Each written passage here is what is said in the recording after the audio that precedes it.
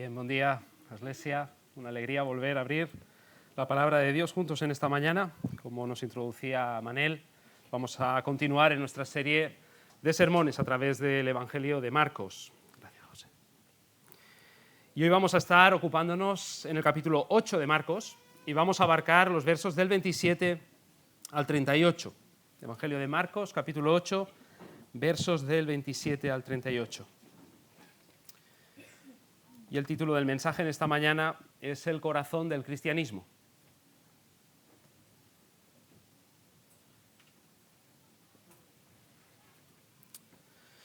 Dice así el Evangelio. Salieron Jesús y sus discípulos por las aldeas de Cesarea de Filipo, y en el camino preguntó a sus discípulos, diciéndoles, ¿quién dicen los hombres que soy yo? Y ellos respondieron, unos Juan el Bautista, otros Elías, y otros alguno de los profetas. Entonces él les dijo, ¿y vosotros, quién decís que soy? Respondiendo Pedro le dijo, tú eres el Cristo. Pero él les mandó que no dijesen esto de él a ninguno.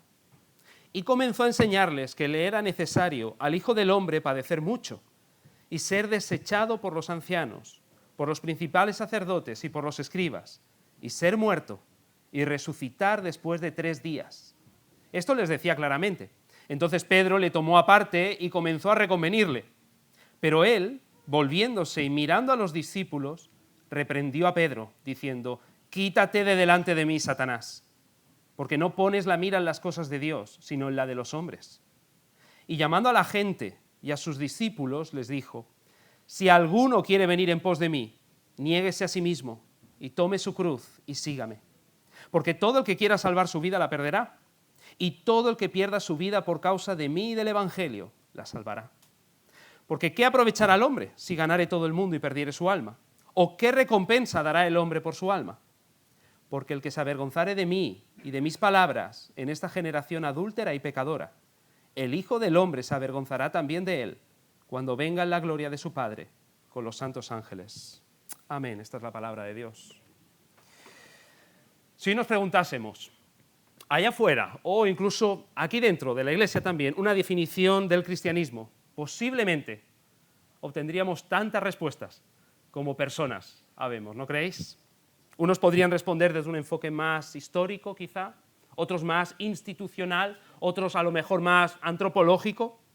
Sin embargo, si vamos a la única fuente que tenemos para encontrar la definición de cristianismo, que es la Sagrada Escritura, ahí nos encontramos con una respuesta muy definida de lo que el cristianismo es. Si tuviésemos que describir cuál es el corazón del cristianismo, podríamos decir que el cristianismo responde a 3 cuestiones básicas. ¿Quién es Jesús? ¿Por qué vino? ¿Y qué exige a sus seguidores? Dicho de otra manera, el cristianismo enseña la identidad, la misión y el llamado de Jesús. Y eso es exactamente lo que encontramos también en lo que podríamos llamar el corazón del Evangelio de Marcos. Este pasaje que hemos leído es el centro del Evangelio, es como el epicentro, funciona como una bisagra que separa todo este Evangelio, todo ese libro, en 2 partes. Y es en este pasaje central donde podemos encontrar de manera muy clara la respuesta a las 3 preguntas básicas que definen al cristianismo. ¿Quién es Jesús? La identidad. ¿Por qué vino? Su misión. ¿Y qué exige a sus seguidores? El llamado. De esta manera vamos a dividir en esta mañana nuestro sermón en 3 puntos principales, vamos a abordar esas cuestiones y vamos a definir el corazón del cristianismo. Y lo vamos a ver a través de 3 encabezados, espero fáciles de recordar. El primero de ellos, el cristianismo es Cristo. El segundo de ellos, el cristianismo es la cruz de Cristo. Y el tercero, el cristianismo es seguir a Cristo. Vamos a entrar en cada uno de ellos. El primer encabezado, el cristianismo se define por Cristo. Y eso lo encontramos a partir del verso 27 y hasta el 30. ¿Quién es Jesús? Esta es la pregunta crucial que todos debemos responder en esta mañana. Quizá es una pregunta que has tratado de esquivar durante años, o incluso estando dentro de la iglesia, nunca te has parado, nunca te has enfrentado ante ella. No importa si piensas que ahora estás en un momento de estabilidad en tu vida, o si por el contrario estás en transición, como los discípulos, dice el verso 27, que iban por el camino, una etapa de transición en tu vida. La pregunta sigue siendo pertinente en cualquier caso, porque la respuesta cambia tu vida en una dirección o en otra. Jesús se dirigió a sus discípulos y les preguntó primero, verso 27, ¿quién dicen los hombres que soy yo? En otras palabras, ¿qué dice la sociedad de mí? Y las respuestas eran variadas. Claro, en una sociedad, debemos entender, con un trasfondo religioso como era la judía, todas las respuestas incluyen un aspecto de fe, extraordinario, milagroso. Dice el verso 28 que unos decían que era Juan el Bautista, a quien habían ya decapitado. Otros que era Elías, un profeta de siglos antes. Otros, alguno de los profetas de la antigüedad. Nota que, a pesar de que ninguno daba en el clavo, todas las respuestas implican fe. Suficiente fe como para creer que un hombre puede morir y resucitar y volver a aparecer. Como digo, este tipo de respuestas pueden ser propias en una sociedad religiosa. Ahora, en una sociedad post-cristiana, secularizada como la nuestra, las respuestas más bien van por otro lado, ¿no?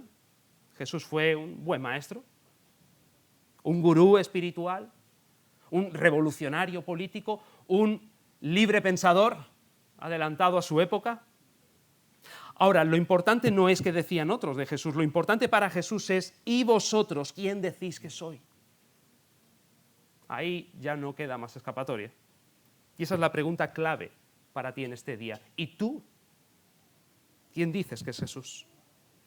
Claro, el contraste con los discípulos es remarcado, porque ellos acaban de decir lo que la sociedad piensa de Jesús, ¿no? Pero ahora el asunto es si ellos van a seguir la corriente de la sociedad o tienen criterio propio. Hoy la sociedad puede decir muchas cosas sobre Jesús, sobre el cristianismo, pero tú estás aquí en esta mañana para responder por ti mismo. ¿Quién es Jesús para ti? Para entender lo que está pasando tenemos que situar este episodio en su contexto literario más amplio, dentro del Evangelio de Marcos. Mirad, si nos remontamos al capítulo 6 de este Evangelio, que ya estuvimos viendo, ahí se describe una conversación muy parecida como la que tenemos hoy entre Jesús y sus discípulos, pero en aquella ocasión era entre el rey Herodes y los que estaban a su alrededor. Y dice ahí en el capítulo 6, a partir del verso 14, oyó el rey Herodes la fama de Jesús, porque su nombre se había hecho notorio, y dijo, Juan el Bautista ha resucitado de los muertos, por eso actúan en él estos poderes. Y otros decían, no, es Elías. Y otros decían, no, es un profeta o alguno de los profetas. Y al oír esto, Herodes dijo, este es Juan, el que yo decapité, que ha resucitado de los muertos. Y punto. Todos relacionaban a Jesús, fíjate, con alguna figura extraordinaria, con alguna figura mesiánica, hasta sus enemigos no dudaban de ello. Era algo evidente. Claro, era como un precursor prometido del Mesías, Elías que iba a venir antes del Mesías, Juan el Bautista, pero ninguno lo identificaba exactamente como el mismo Mesías. Ahora, lo que encontramos a partir de esa conversación entre el rey Herodes y las personas que estaban a su alrededor es una serie de episodios, hasta llegar a nuestro texto de hoy, donde Jesús va a demostrar su identidad. ¿Y cómo lo hace? Bueno, primero una alimentación milagrosa de más de 5.000 personas. Después andando sobre el mar. Después sanando una multitud de enfermos. Después se presenta como el autor y el dador de la ley de Dios. Después liberando a una niña que estaba endemoniada. Después sanando a un sordomudo. Después una alimentación milagrosa de más de 4.000 personas. Finalmente, como vimos la semana pasada, sanando a un hombre ciego. Y entonces llega el episodio con sus discípulos hoy y les pregunta, ¿y vosotros quién decís que soy? Jesús demostró con su venida a este mundo que Él es mucho más que un profeta, que Él es mucho más que un curandero, que Él es mucho más que un hombre adelantado a su tiempo. Jesús es el Mesías prometido. Jesús es el Mesías divino, es el mismo Hijo de Dios encarnado en este mundo. Y esa fue la respuesta de sus discípulos, representados por Pedro, le dijeron, verso 30, tú eres el Cristo. ¿A qué se refiere con esto de el Cristo? Bueno, la persona del Cristo, la palabra hebrea es Mesías, se había convertido en el Antiguo Testamento en una figura esperada, una figura profética, una figura prometida, donde se concentraban todas las esperanzas del pueblo de Israel, y junto con el pueblo de Israel extendidas a todas las naciones de la tierra. El Cristo iba a ser el enviado definitivo de Dios, el que iba a arreglar todo este mundo roto y lo iba a devolver a su orden, iba a restaurar todas las cosas. Entonces, al llamarle el Cristo, Pedro está diciendo, en ti se encuentran todas nuestras esperanzas. Tú eres ese hombre. Todas nuestras esperanzas eternas se confluyen en ti. ¿Qué nos dice la Escritura sobre esta figura, la del Cristo? Bueno, déjame destacar por lo menos dos cosas. En primer lugar, el Cristo es el ungido de Dios. Ya hemos hablado otras veces de esto, pero no va mal recordarlo.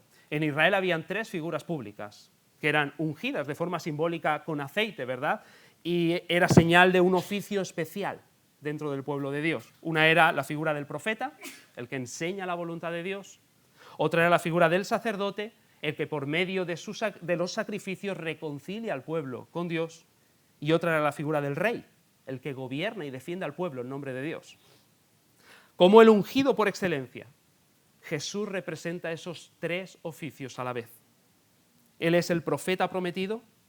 Moisés escribiría, esto lo tenemos en Deuteronomio 18, le dice a Israel: profeta de en medio de ti, de tus hermanos, como yo, te levantará Jehová tu Dios, a él oiréis. Jesús es el sacerdote prometido. Escribe el rey David el Salmo 110. Juró Jehová y no se arrepentirá, tú eres sacerdote para siempre. Y Jesús es el rey prometido. En el segundo libro de Samuel, ahí el Señor, por medio de un profeta, le dice al rey David: y cuando tus días sean cumplidos y duermas con tus padres, yo levantaré después de ti a uno de tu linaje, el cual procederá de tus entrañas, y afirmaré su reino, y él edificará casa a mi nombre, y yo afirmaré para siempre el trono de su reino. Ese es el ungido. Y todo eso confluye en la persona de Jesús. Ahora, también nos dice la Escritura sobre este Cristo, que es hombre y Dios a la misma vez. El profeta Isaías escribió en su libro, capítulo 9, porque, nota aquí, porque un niño nos es nacido, esto nos está hablando de su humanidad, hijo nos es dado, esto viene de su procedencia celestial, y el principado sobre su hombro, y por si fuese poco, dice: y se llamará su nombre admirable consejero, Dios fuerte, Padre eterno, príncipe de paz. El mismo profeta va a decir luego en el capítulo 11, saldrá una vara del tronco de Isaí, Isaí era el padre de David, y un vástago retoñará de sus raíces. Nos está diciendo que ese Mesías va a ser un descendiente de la dinastía de David, un ser humano. Ahora, el último profeta en el Antiguo Testamento que tenemos, Malaquías, por su parte, él dice ahí en el capítulo 3, he aquí, dice el Señor, yo envío mi mensajero, el cual preparará el camino delante de mí, y vendrá súbitamente a su templo el Señor, a quien vosotros buscáis. Aquí el profeta está identificando a esa figura prometida como Dios mismo, incluso lo está identificando con uno de los nombres divinos, el Señor. Jesús demostró sobradamente todas estas características del Cristo. El Cristo prometido. Como profeta, Él nos dio a conocer al Padre, a Dios. Como sacerdote, Él ofreció en la cruz sacrificio para reconciliarnos con este Dios. Y como rey, Él demostró su autoridad sobre todas las esferas de la existencia. Él protegió a sus discípulos, Él resucitó de la muerte. Como 100% hombre, Él padeció, Él tuvo sed, Él estuvo cansado, Él fue crucificado, Él murió. Como 100% Dios, la naturaleza, la enfermedad, los demonios, la misma muerte temblaban solo al oír su voz. Pedro y los demás discípulos, por la gracia de Dios, entendieron esto claramente. Y ellos no callaron, ellos confesaron. Dice el Salmo 116, creí, por tanto hablé. La fe cristiana empieza en el corazón, pero siempre debe exteriorizarse. Y Pedro dijo, tú eres el Cristo. El cristianismo no son valores morales. El cristianismo no es simplemente una filosofía de vida, no es un culto religioso o un esquema cultural, todo y que puede afectar a todas esas áreas. Principalmente el cristianismo es Cristo. ¿Y tú quién dices que es? La pregunta es enfáticamente personal, porque la salvación es enfáticamente personal. Tú debes responder. Y depende de tu respuesta sincera y consecuente a esta primera cuestión sobre la identidad de Jesús. Puedes ver en Él el cumplimiento de todas las esperanzas de perdón, de restauración, de sanación, de guía, de amistad, de protección, de justicia, de paz, que necesitas tú y este mundo. Cristiano, ¿tú puedes decir todavía con el apóstol Pablo que vives a fin de conocerle? de tener comunión con Él, que para ti el vivir es Cristo? ¿Estás dispuesto a confesarle todo y la corriente de esta sociedad? Igualmente a desmarcarte. Esta es la palabra de fe que predicamos, escribe el apóstol Pablo, que si confesares con tu boca que Jesús es el Señor y creyeres en tu corazón que Dios le levantó de los muertos, serás salvo. El cristianismo es Cristo. En segundo lugar, el cristianismo es la cruz de Cristo. ¿Por qué vino Jesús? Esta es la siguiente pregunta que responde el cristianismo, y esto lo vemos a partir del verso 31 y hasta el 33. Se puede comprender la identidad de Jesús y no su misión. ¿Para qué vino? Como vamos a ver enseguida con Pedro. Y esta es la razón por la que Jesús mandaría a sus discípulos que no descubriesen su identidad a nadie todavía, como veis ahí en el verso 30. Muchos en aquel entonces tenían una expectativa equivocada acerca de la misión del Mesías, la misión del Cristo. Esperaba que viniese como un caudillo militar, alguien que les liberase políticamente del imperio romano, ¿no? Hoy día también pueden haber muchos que tienen expectativas equivocadas del Cristo, esperando que venga a darles una vida más cómoda. Jesús nunca quiso alimentar esas expectativas equivocadas de su misión. Nota, es interesante, que no fue hasta morir y resucitar, que entonces mandó a sus discípulos, ahora id por todo el mundo y decidle a todos que yo soy el Cristo. Ahora sí, ahora ya tenéis material suficiente para entender la misión para la cual yo he venido a este mundo, ¿no? Y para que transmitan una expectativa correcta de Él. Después de confirmar su identidad, dice ahí el verso 31, que Jesús comenzó a enseñarles que le era necesario al Hijo del Hombre padecer mucho y ser desechado por los ancianos, por los principales sacerdotes y por los escribas, y ser muerto y resucitar después de 3 días. Jesús define muy claramente aquí su misión, ¿no? ¿Por qué vino? Y la respuesta es clara. Jesús vino a este mundo no para hacerte la vida más cómoda, no para que tú consigas ser tu mejor yo ahora, ni simplemente para dejarnos un buen ejemplo a seguir. Jesús vino, como diría el apóstol Pablo a su discípulo Timoteo, al mundo para salvar a pecadores a través de la cruz. ¿Qué aspectos de la cruz de Cristo podemos encontrar solamente en este texto? Déjame destacarte 4. El primero, la necesidad de la cruz. Mira cómo dice, Jesús comenzó a enseñarles que le era necesario ir a la cruz. La cruz no fue un accidente. La cruz era necesaria.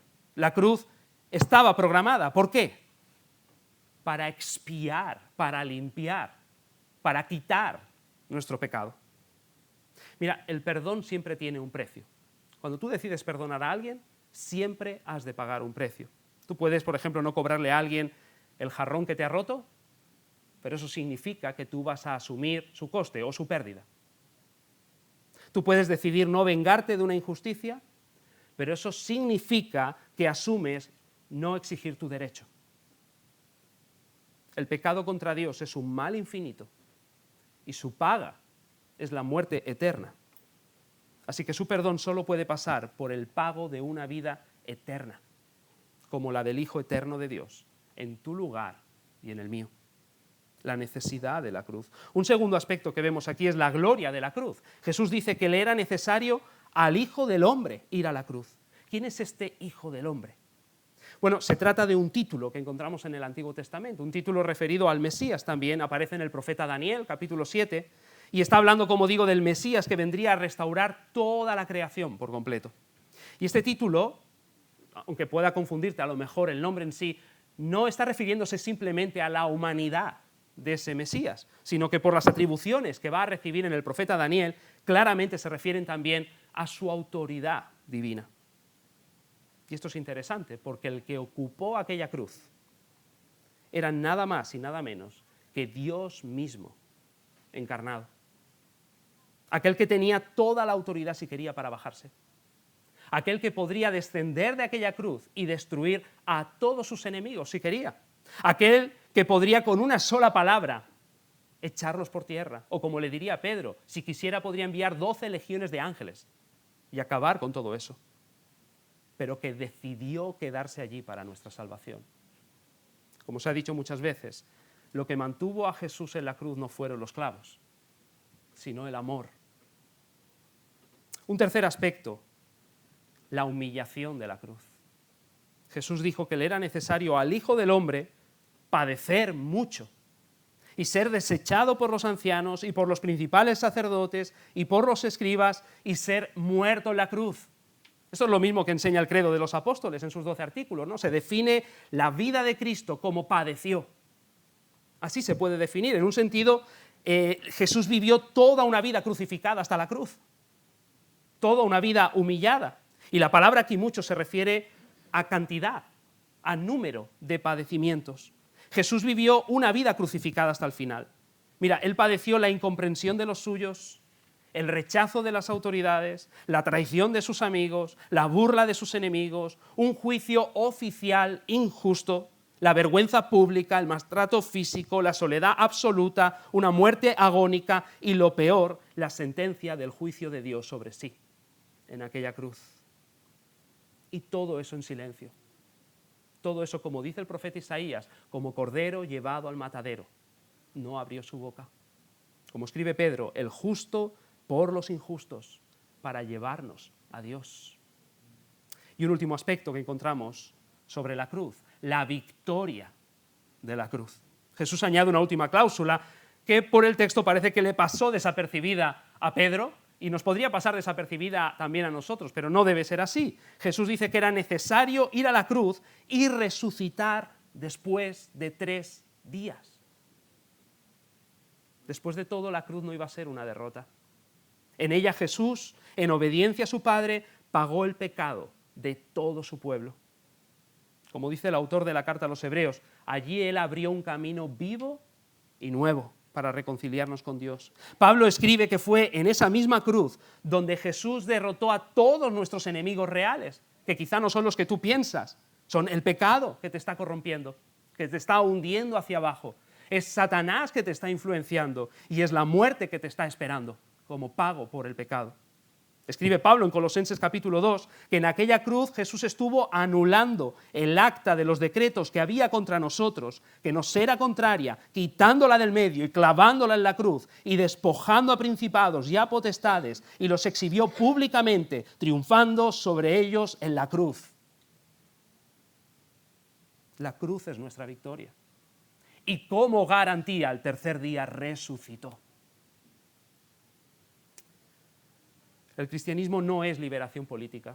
El cristianismo no es simplemente una herramienta para conseguir justicia social. El cristianismo no trata de que tú te realices personalmente y todo, y que puede conseguir esas cosas. Principalmente el cristianismo es la cruz de Cristo.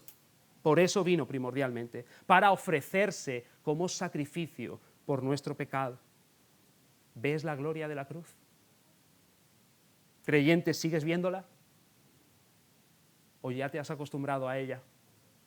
¿Has aprendido, como el apóstol Pablo, a no gloriarte en ninguna otra cosa en la vida, ni en tus logros personales, ni en tu currículum académico, ni en tu vida religiosa, ni en tu reputación ante tu grupo, sino solamente en la cruz de Cristo?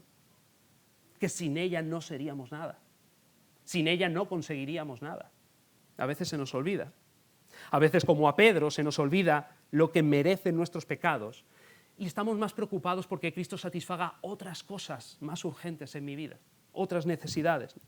A veces ponemos, como Jesús le dijo en el verso 33, la mira no en las cosas de Dios, sino en la de los hombres. Y entonces pasamos de confesar a Cristo a convertirnos directamente en adversarios de Cristo. Eso significa la palabra Satanás, adversario a los planes de Cristo. Entonces debes preguntarte, ¿qué estás buscando en Cristo?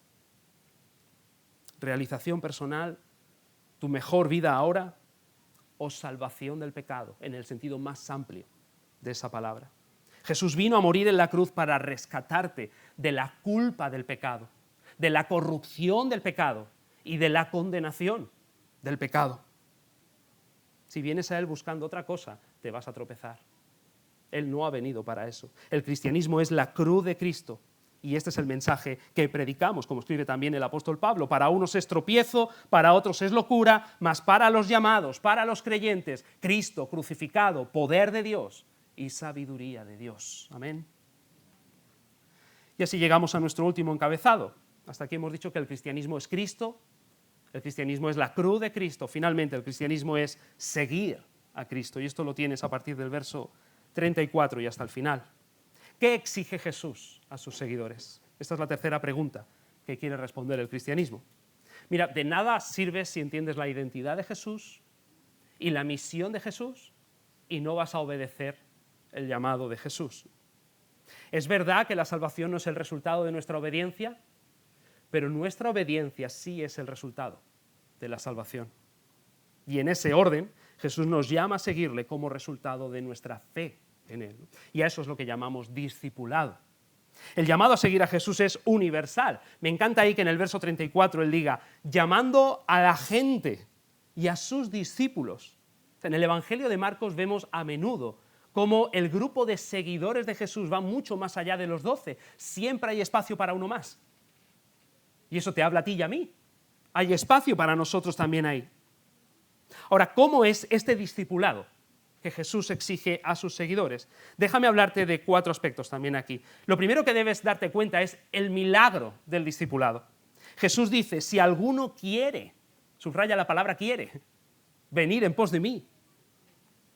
Lo primero que tienes que notar es que seguir a Jesús, creer en Él y darle tu vida para siempre, eso solo responde a un milagro en tu naturaleza. Porque nuestra voluntad, como el resto de facultades de nuestra alma, está radical, profundamente muerta en nuestro pecado. Que pecadores quieran venir es un milagro. Es un milagro hecho en tu naturaleza. Es lo que Jesús llama nacer de nuevo. ¿Quieres seguir a Jesús? Eso es un milagro en esta mañana. ¿No quieres? Solo puedes dirigirte a Él para que haga ese milagro. ¿Estás siguiendo a Jesús? Eres un milagro de la gracia de Dios.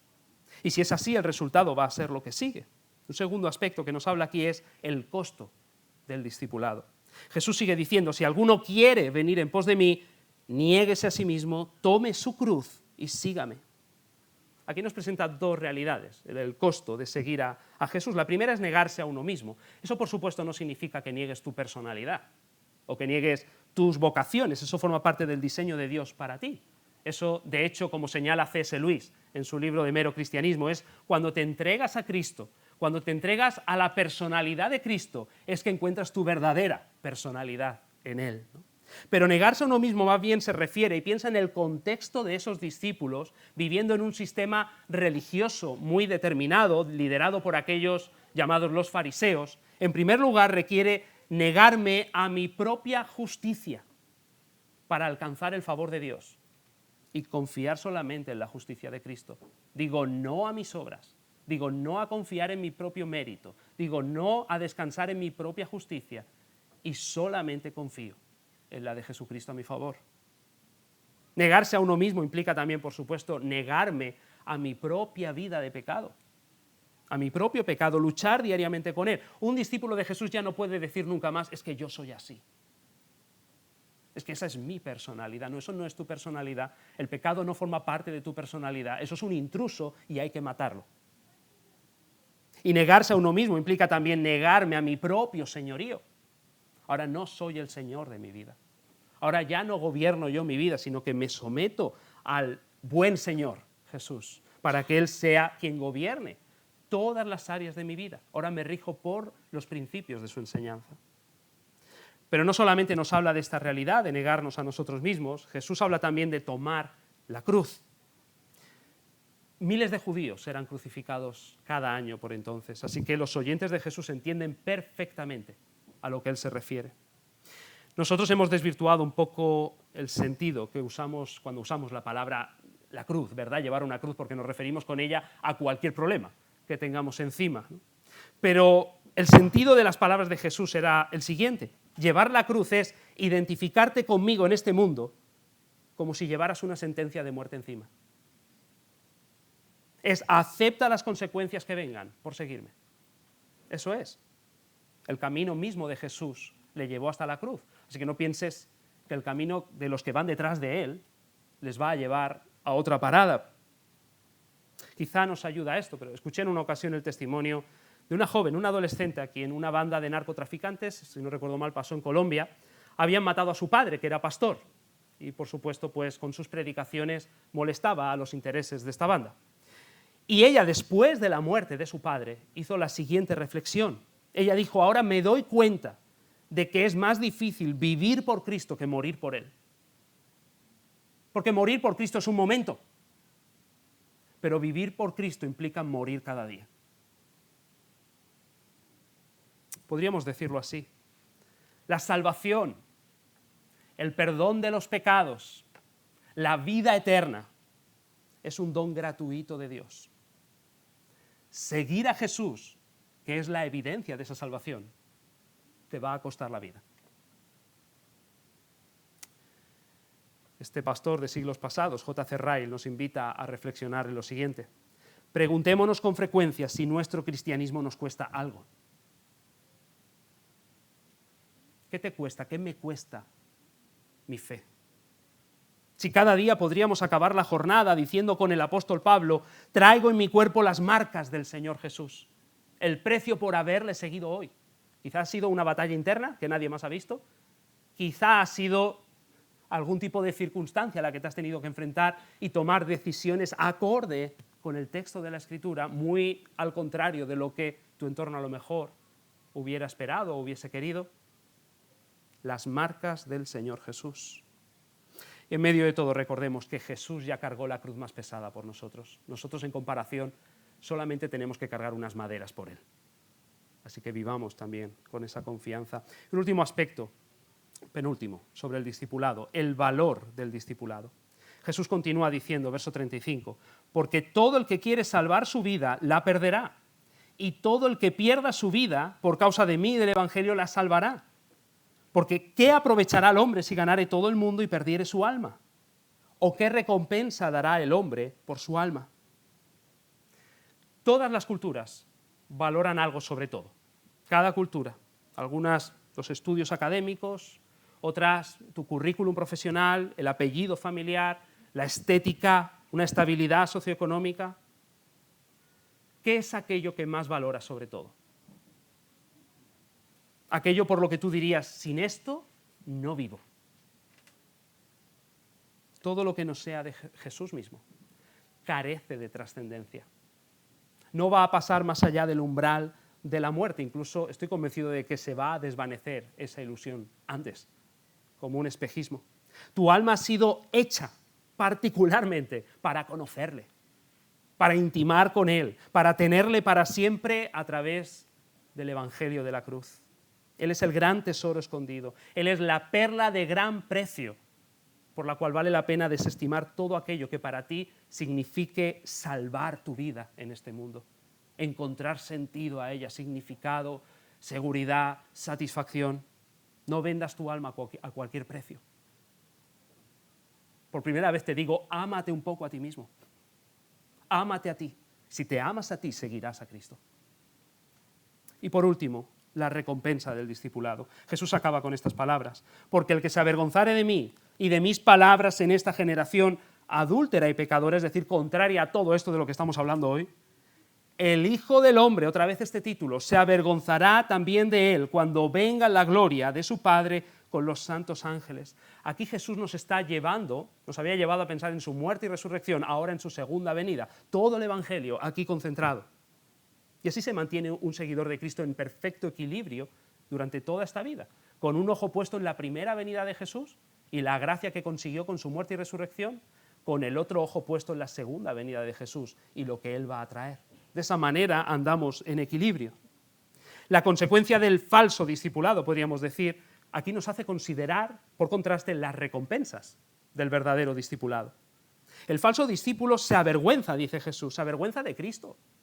Se avergüenza de creer en la persona de Cristo, de seguir socialmente los mandamientos de Cristo, de identificarse con el pueblo de Cristo.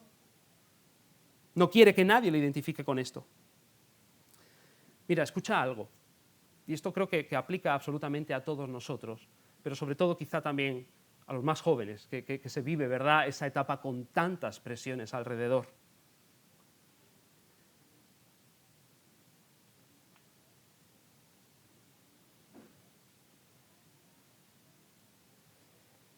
Ninguno de los que hoy se están riendo contigo por no estar identificándote abiertamente con Cristo entre ellos, va a estar en aquel día en el tribunal de Cristo a tu lado ayudándote? Absolutamente ninguno. No tires tu alma por la borda. Sin embargo, mira la recompensa de los discípulos de Jesús. Y otra vez, pensando en Daniel capítulo 7, muestra cómo ese Hijo del Hombre, cuando vuelva, va a recibir autoridad sobre toda la creación, sobre todos los reinos de la tierra. Él va a expulsar todo lo que tú ves mal en este mundo y va a restaurar todo a un nuevo orden perfecto, y participaremos de ese día. Reinaremos con Cristo para siempre en una creación renovada. De verdad que es mejor pasar vergüenza aquí y ser reconocidos por Él allí, que avergonzarnos de Él ahora y perder eso para siempre. Es mucho mejor. El cristianismo no es seguir una serie de reglas, unos ejercicios religiosos, seguir una iglesia. El cristianismo es seguir a Cristo. Es ser, por la gracia de Dios, un discípulo suyo 24/7. 24 horas, 7 días a la semana. Es ir en pos de Él diciéndote no continuamente. No a tu propia justicia, no a tus pecados, no a ser tu propio gobernador en tu vida. Llevando la cruz tras Él, haciendo de Él el tesoro más grande de tu corazón, identificándote con Él en medio de este mundo, contrario a Él, y valorando más lo que va a venir con Él que todo lo que este mundo te pudiera traer sin Él. Mucho más. ¿Le seguirás? Y si ya lo haces, ¿lo harás en sus condiciones?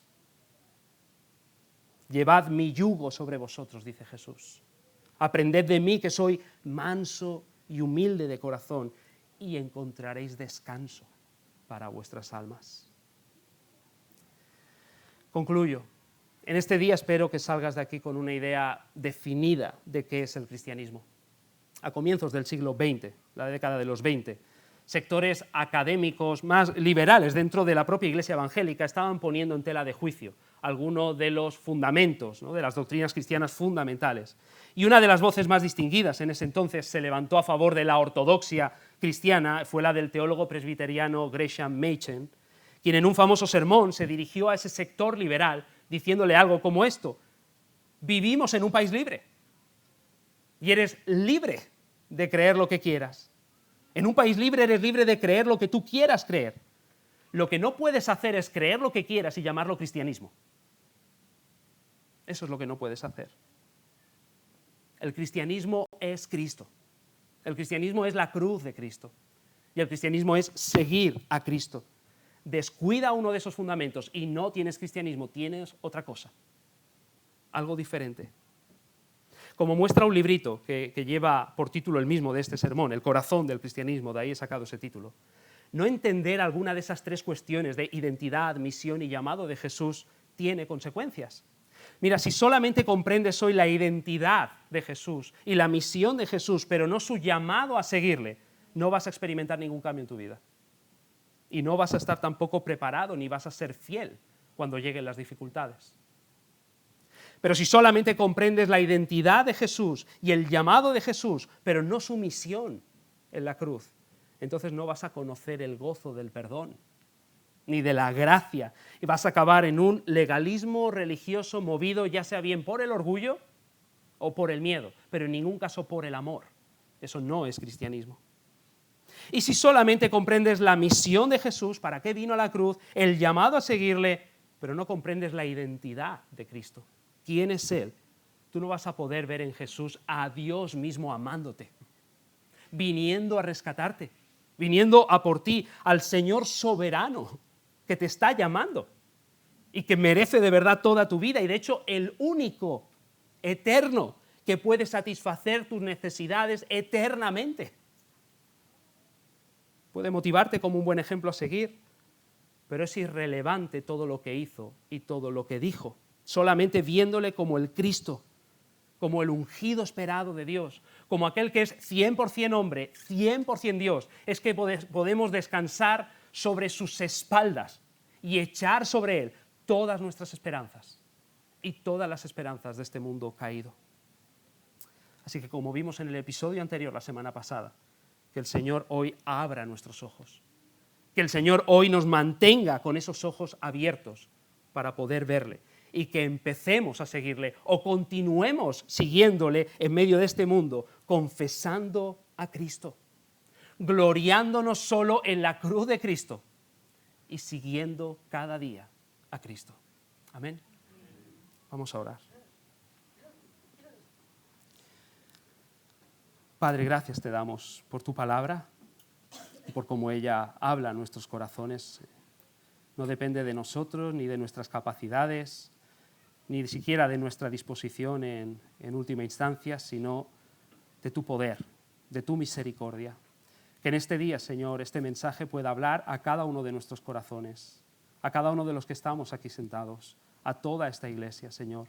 Que pueda llevarnos verdaderamente a conocer al Señor como el que es, en quien podemos tener todas las esperanzas de nuestra vida, a gloriarnos, a alegrarnos solamente en su cruz, sabiendo que sin ella no podríamos llamarte Padre, no podríamos tener ninguna esperanza en esta vida ni en la muerte, y a seguirle cada día con gozo, atendiendo a su voz, negándonos a nosotros mismos, aunque la lucha cuesta, pero sabiendo que tú no nos dejas y que tu Espíritu nos da poder cada día para llevar esa cruz y poder seguir al Señor Jesús, con los ojos puestos en Él y en esa recompensa final, cuando Él vuelva y restaure todas las cosas y reinemos juntamente con Él.